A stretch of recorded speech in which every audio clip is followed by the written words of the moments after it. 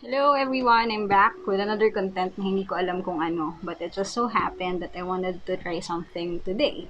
So today dumating yung laptop stand ko from Dana kasi naiwan ko siya sa office. No, not really naiwan ko siya sa office. Pero kasi hiniram siya ng office mates ko before the quarantine happened. So dahil nag-quarantine na, pinag-work from home na kami ng company namin. And they had an event where they used the laptop stand. Buti na lang, nauwi ni Dana yung laptop stand. So, nandito na siya. Tada, mukha siyang, yup. What's exciting with my laptop stand is actually not the laptop stand per se, but yung packaging na ginamit ni Dana or yung courier nung or yung parcel or yung packaging ng courier na ginamit ni Dana, which is actually a biodegradable bag. It looks plastic but it's not because it says I'm a cassava bag. Yan, cassava bag. So, cassava bag siya. It's not made of plastic and the labels are biodegradable and home compostable, low oxygen transmission, organic. I think this is nature friendly.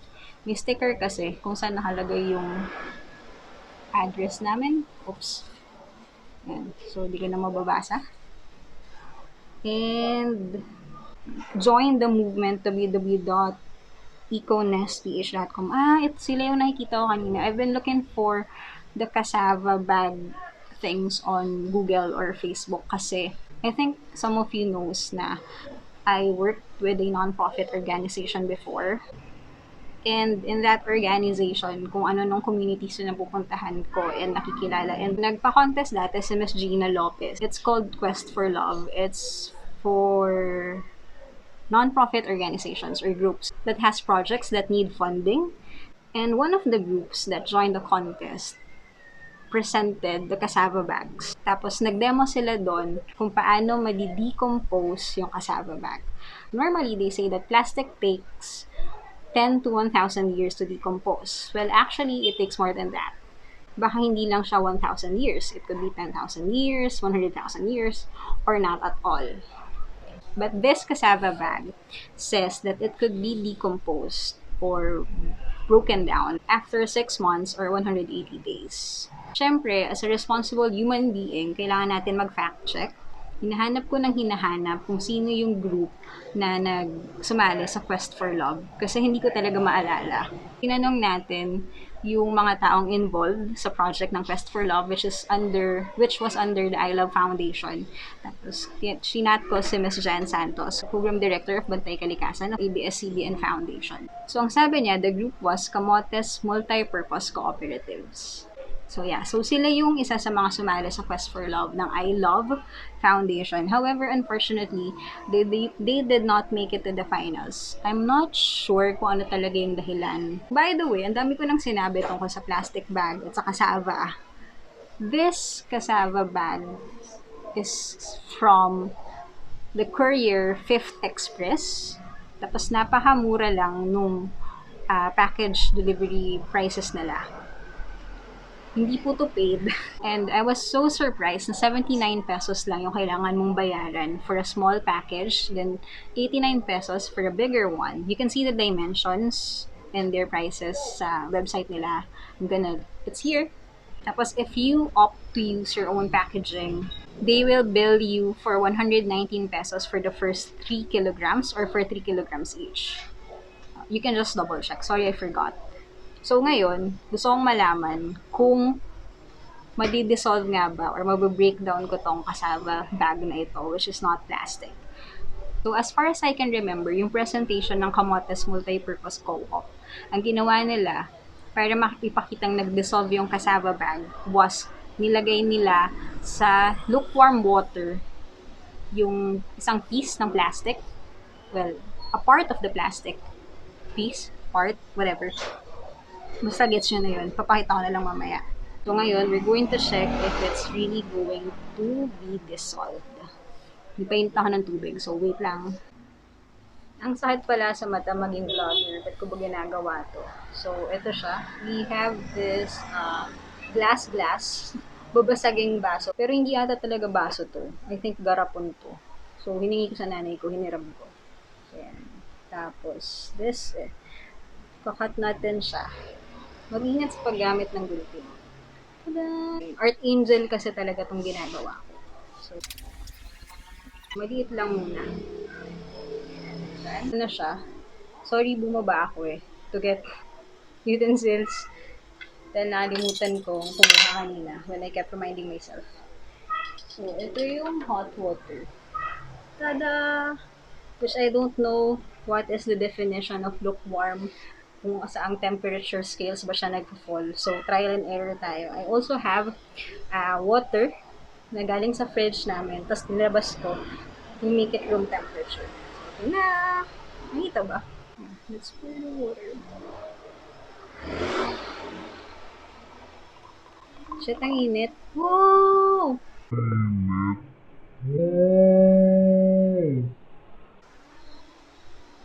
Nag-dissolve siya! Even without stirring it yet.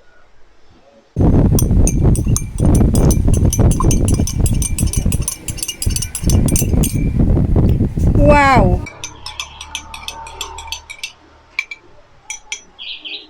Nag-dissolve siya. Amazing! Try natin sa pa. So, it's a bigger one. Well, a big one. Medyo mainit pa yung water.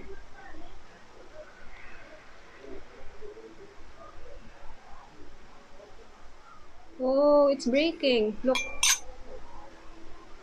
Oh.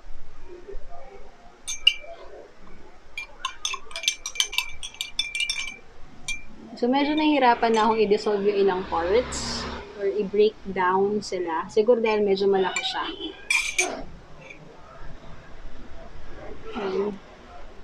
Pero I think if we continue stirring, oops! Ayan na, nabasa na yung mat ko. So, may residue pa siya sa ilalim. Try ulit natin maglagay ng water.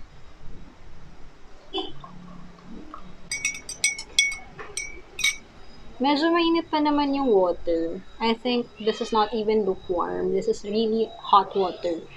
Pero may mga hindi na nagde-dissolve. Check ko ulit mamaya. If I continue stirring, o kaya I let it stay. So, yan. Ganito na yung tsura niya. After ko i-stir ng i-stir. Okay. Kanina nakita natin kung paano nag-dissolve yung maliit na cassava bag na una nating trinay. And I was so amazed kasi hindi ko naman akalain na magde-dissolve talaga siya agad-agad. Because during the quest for love, hindi ganun yung nangyari sa kamotes co-op. Hindi ko alam kung malayo lang ako sa stage talaga. Add the fact na malabo yung mata ko. Hindi siya totally nag-dissolve. It's not the reason why they did not make it to the finals.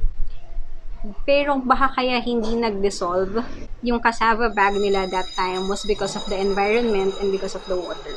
Yes, mainit na water yung gamit nila that time. Pero kasi the venue was so cold.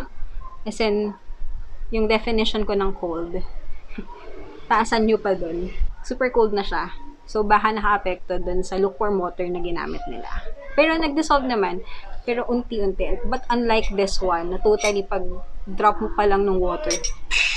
I am not sure if i-dissolve ko pa ba tong buong plastic na to. But I guess na-prove ko naman na nadi-dissolve siya with lukewarm water and probably madi-decompose talaga siya when time comes after 6 months. Unlike yung sachets or plastic bags na ginagamit natin in the market ngayon. Na parang 1990s pa yung mga packaging na nakita natin dati sa Facebook tapos hindi sila nag-decompose when it's already the 21st century. Habang nagka-fact check din ako kanina, nakita ko yung Avani Eco or Eco na isa silang group, tapos yung leader nila, dinemonstrate kung paano nga dinidissolve sa lukewarm water yung bag. And ang ginawa niya, he even drank this water. But I'm not gonna do that. I think enough na yung nakita kong nag-dissolve siya kanina and I was so amazed. I understand why we have to eradicate plastic because actually Philippines is among the top 3 plastic pollutants in the ocean, if I'm not mistaken. So, hindi ako nakapag-fact check sa part na yun. But I am actually pro-plastic. But, merong mga but yun. It's just that I believe that, yes, plastic is more convenient, Kasi nandyan lang siya. It's very cheap to produce. And actually, may mga nagsasabing even the highest officials have stocks, or they are part of the companies who produce plastic. That's why it's very hard for the Philippines to eradicate the plastic use. So some people, what they try to do is to diminish or lessen plastic use or avoid using plastic. My thinking, you can always correct me. I'm open for discussions. It is so hard to navigate away from plastic. Why? Because it's for me, it's also an elitist mindset. It's for the rich. It's not for people who cannot make ends meet every day. Ang analogy ko rito is that, example, yung shampoo bar na 300 pesos versus the 5 pesos sachet na pwede mong bilhin sa tindahan. Our brothers and sisters in the marginalized communities don't get to have that privilege to buy a 300 peso shampoo bar. Kahit na sabihin natin pang matagalan yun. Because for them, they need to survive. So, yung 300 pesos na makukuha mo sa isang araw, would you rather buy a shampoo bar or gagamitin mo siya para mapakain mo yung sarili mo and yung pamilya mo? So, napakahirap for me na i-digest yung navigation away from plastic use. But because I can do it, because I can avoid using plastic, because I have the luxury and the privilege to make pila sa Unilever ba yun, or kung saan man, with the bottle na gagawin mong per bulk yung bili, I would do it. So I think, ganun din yung gawin natin. If we can do something about it, let's do it. Pero, if we're the only ones who can do it, and we have the same number every year, what difference would it make? So sabi nga, no one should be left behind. So how do we protect the environment? Eradicating plastic. This is not a plastic, this is a bag. Kung hindi naman siya para sa lahat, if it's not accessible for all. So those are the things in my mind. Pero in the bigger perspective of things, it has hindi lang tayo dapat yung gumawa. We should have proper policies, like ano bang dapat gawin sa plastic? Do we get to have funding for these innovations? Paano kapag non-profit lang din yung gusto mag-fund? Yung kaya mag-fund, kagaya ng Cause for Love. Laging nagkakaroon ng pag-stop eh. Hindi siya nagiging sustainable. But those are my thoughts. But I am really glad that there are people or organizations who are supporting these things to make this happen. Like EcoNest, Avani Eco, and Camotes Multipurpose Co-op. Pero yun nga, kagaya sa Camotes Multipurpose Co-op, they were looking for funding. So, sino magpa-fund? Paano siya maipa-fund? Paano siya magiging sustainable? So, kung titignan natin, it's a whole ecosystem. What I am trying to say is that dapat walang may iwan. I think what we should do as the privileged ones in this economy is that to make ways to make it happen. So, dapat lahat siya. Hindi lang yung middle class, hindi lang yung higher class, but also yung mga nasa ilalim natin. So, yes, it all boils down to capitalism. Lagi namang ganun. So, yung bigger circle ng mga bagay na to is that, yes, we segregate sa bahay, pero kapag ba kinolek na siya ng garbage personnel ng LGU, do they also segregate? Or they just pour everything all together in a landfill? So parang futile lang din yung effort natin sa pagsisegregate. Though I'm sure merong ibang LGUs, like Marikina, yeah. The classic example and the best example, which merong compostables, and even yung mga kaning baboy. Actually, yung pagkakolek ng kaning baboy sa Tumana area, sa barangay, becomes a livelihood for the HOA or the Homeowners Association. We segregate our trash, may day ng collection. Establishments are penalized or fined or nagbibigay ng warning kapag gumagamit sila ng plastic for their packaging, for takeouts. So, connected yung lahat. If there's proper policy guidelines, then people can probably do it. If you also provide ways to make it happen, then I think it would also happen. And I am actually pro plastic bags instead of paper bags. I get it. Paper is very compostable. It degrades. Pero ilang puno ba yung kailangan nating putulin para makagawa ng papel? And how long does a tree grow? 10 years, 20 years, 100 years? So after ng napakarami kong hanash, napakarami kong pagpigil dahil sa napakaraming sounds sa kalsada, sa labas. I think it has the same amount of residue nung kanina. So there, if you want to have your parcel or your packages delivered using a biodegradable bag, you can go to fifthexpress.com, check their prices, check their services. It's actually done online. You can just have it on their website, do everything on their website. And actually, akala ko maka weekend pa to dumating. But I think Dana prepared this or shipped this yesterday. Kasi kahapon niya sinend sa akin yung photo. So, akala ko matatagalan pa. But it was delivered fast.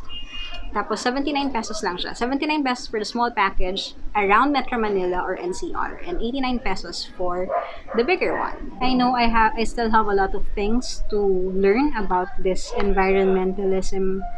So, if you want to have a discussion or if you want to educate me, want to give some resources para mas maliwanagan ako sa mga bagay na to, let me know. You can always just comment or do whatever you want to reach me. Bye! Thank you!